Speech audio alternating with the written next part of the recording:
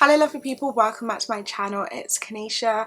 If you're new around here, my name is Canisha, and don't forget to hit the subscribe button if you'd like to join me along my journey. Today's video is a career related video, so I figured I'd go down memory lane and review my old CVs and kind of like semi-roast them, but at the same time share points of improvement, like what I could have done better to get it to where it is right now. And so without further ado, let's jump straight to the first CV. So you're going to see me looking down a lot, and that's because I've got my laptop here as like a reference point. But the first CV that I'm pulling up is actually the CV that got me an internship at Google.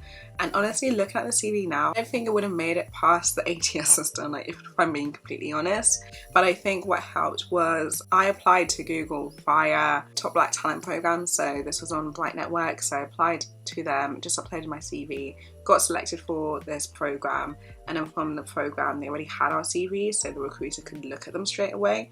But I feel like if it was just like cold submitting, it probably would not have gone through. That's just my own personal belief. Of course, I'm not a recruiter, so it could be different.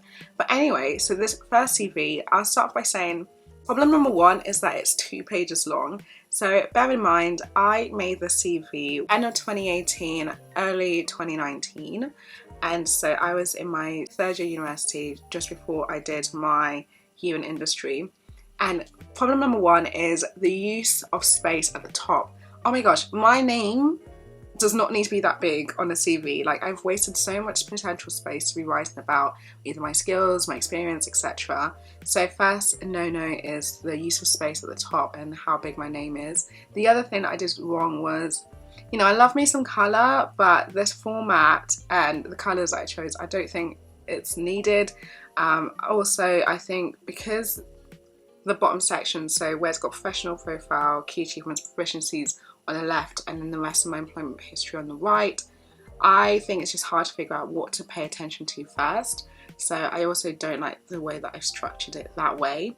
Another issue that I'm noticing as well is, so when I did the CV, and the reason why it's 2 pages long is because I felt the need to talk about every single experience I have, and then also that second page to add on educational history and stuff like that. So because I've added every single experience I have, I've missed out potential opportunities to condense it into 1 page. And then looking at the employment history details itself, the other thing that I would change is you don't need to put that much background information about an organisation.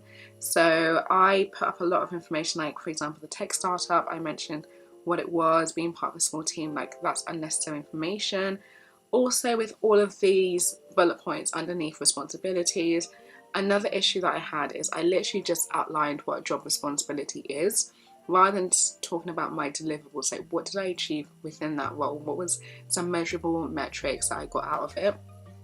And so the reason that's a problem is that these responsibilities, that's expected from you, like it's just telling them what I did on a day-to-day basis, but I didn't really give them information as to how I achieved that role well, what kind of, like, if I talk about how I managed social media channels, then I could have talked about what uplift I had from doing that work. You know, did I increase it by 50% for followers, whatever.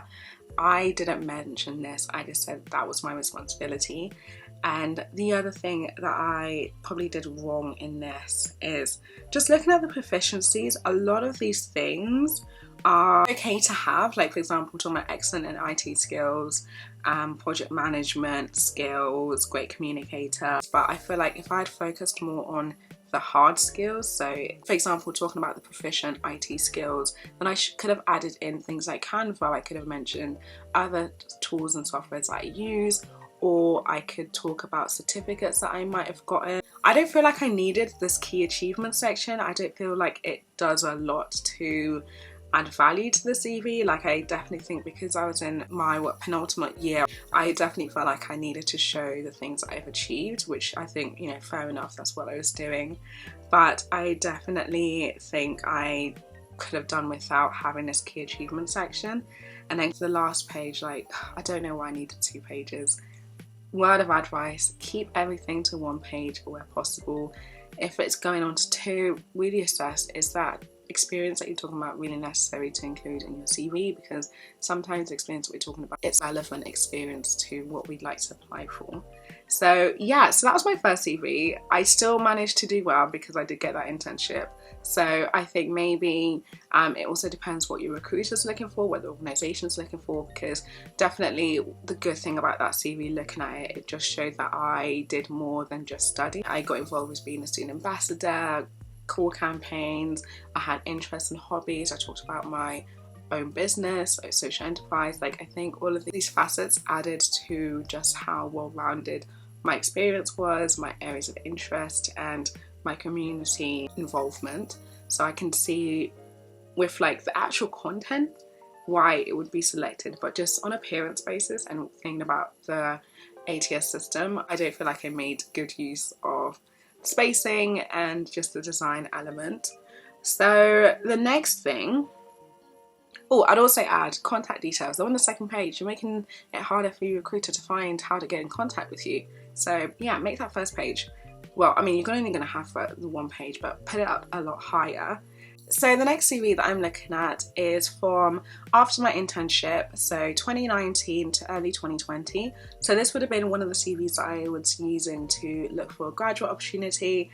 And yeah, I really didn't learn from the last one. I think because first CV worked for me to get an internship, I just kind of thought this formula was going to work for me to get opportunities afterwards, but once again, nothing really had changed. So I definitely did not need to have my name that big in blue. The layout was just too clunky. Like, there's so much text to look at. Just glance at this alone, I'm like, where's the recruiter meant to even start when it comes to reading the CV? Logos, I don't know why I needed logos in there. I thought maybe that's going to be the first thing that they look at rather than actually what those roles were instead. One improvement that's different to my other CV is the use of skills. So I mentioned the skills that I got out of each opportunity, which I think helped in terms of, like, let's say the recruiters wanting to make sure that I have relevant experience or I can apply stuff that might be able to stand out to them. This Bible of words to look at. Key achievements, I've added more there. Like, I even included my certificates that I got from the internship, but I feel like that could have been its own area, so certifications, and then I could have mentioned all like the Google Ads Fundamental, Google Digital Sales, all those certificates. The second page, similar to the first, just so much on there. So contact information's on the second page, it should have been on the first. Educational history, I really went in depth to talk about every single module that I did that felt relevant to the role. This was probably unnecessary to do so, so I definitely would not include that in the CV that I have now. I also went into depth talking about the volunteering experience that I have.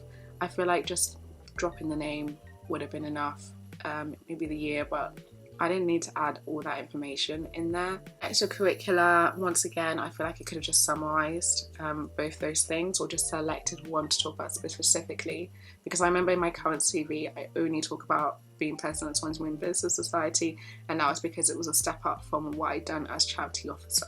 So the next CV that I'm going to be talking about is my most recent CV. So this is the CV that I used to get my new role that I'm about to start now. So this is something that I'd kind of just been developing from over the course of 2021, taking on feedback and notes that I got from people about my previous CVs. So talking about this most recent CV, one of the first things that is just so clear when comparing it to my old CV, as you can notice, is that that blue is gone, that big title is gone.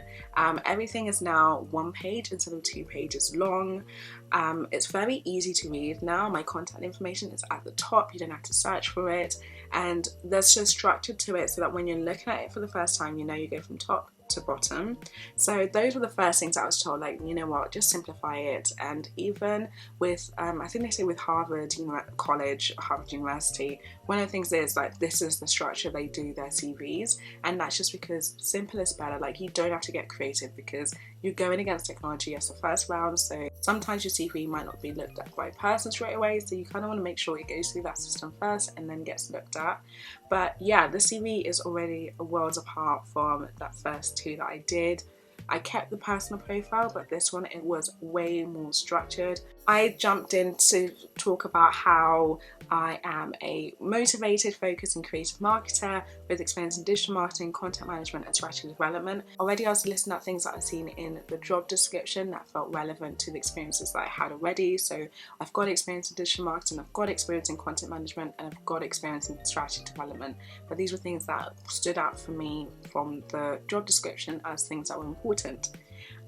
Then I mentioned about a summary of like my internship at Google and what I did there, as well as what my current role was at the time when I was applying. So summarize both these roles to make it a coherent sentence and show the breadth of my experiences.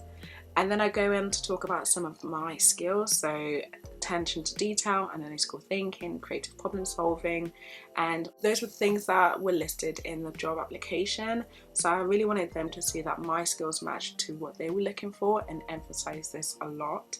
The next thing that you can see here that's so much more clear is the titles of the role itself, but also the structure of like location and then when it happened. So one of the things that I learned over time is having a certain structure to how you put the dates of your experience. So as you can see, it's quite a similar structure compared to my first experience. That one had the month, then the year, and then obviously up until when, whereas with this current one it's just sticking to the numerical, so 05 2018 to 04 2020. Then when you actually start to read under each bullet point for my work experience, you'll notice I've not talked about the job responsibility, what that was. I've not talked about the company. I have just jumped straight into what I've achieved in that role. So from managing a portfolio of high potential clients and working to tight deadlines, to talking about some of the impacts that I made at my role. So for example, leverage data, insights and measurements to build innovative marketing communication, leading to a 40% increase in new business leads via the website. So that 40% is a metric as to what the efforts that I did. So leverage data, insights and measurements, and then the 40% is the outcome and where it happened, via the website. That's really helpful information for someone reading your CV to see, oh wow, they bring results and here what the results were. I also go on to use other examples of where I've brought impact or the results that I've gotten out of a particular effort that I did. And then going further down, like I touched on earlier, not every experience is relevant to what you're applying for. So and really be selective of the recent experiences that you want to talk about in your CV and just emphasize those ones. Of course, if somebody wants to find out more about your experiences, if they go on your LinkedIn and you have all of those experiences listed out. And also when you are doing like your application process, you can list out more experiences. But for the sake of your CV, just be selective and choose the ones that are relevant to the role that you're applying to. And of course, mention recent employments that you've had without skipping. And then education, you can notice that's different to my past one. So when I talked about my degree and some of the modules that I did, I just listed them all out. I was like, do you know what? They're going to need marketing. They're going to need digital marketing. Like, I listed them all out and that really wasn't necessary. Instead, with this one, I've written down what degree class I got. So I got first class.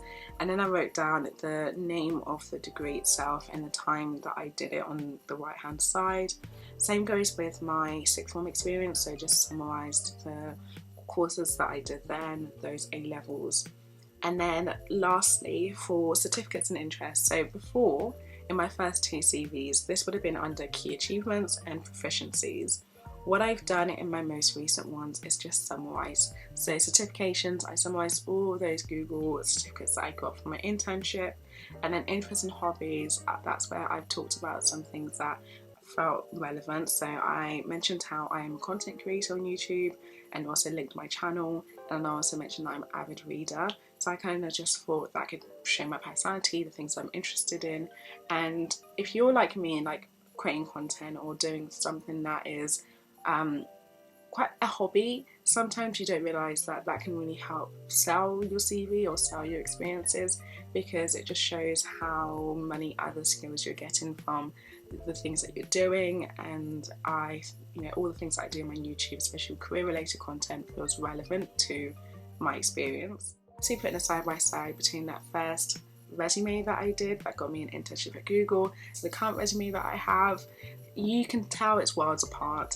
And one of the things that I did do, so I haven't talked about this on my channel, I was in the interview process for a role at Google a few months ago, and so this was a CV that I used to secure that interview and be in the application process. So I feel like both resumes are examples of what can work, but definitely from the knowledge that I have now, my most recent CV is one that I'm like, yeah, I'm confident in this and I know that I can only keep improving from there. So yeah, that's my resume journey. I really hope by watching this video you're kind of reminded how your resumes are going to go through a journey themselves, and definitely like your first resume is not going to look like anything like your fourth and so forth. Like definitely ask other people to look at it, review it, give their thoughts and opinions, and it can really only just improve your CV.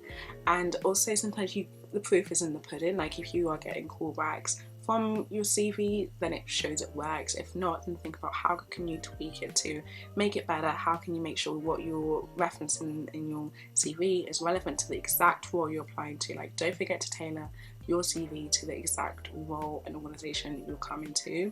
But overall, I hope that this gives you an idea of what kind of CVs work and don't work, and from there you can sort of shape your own.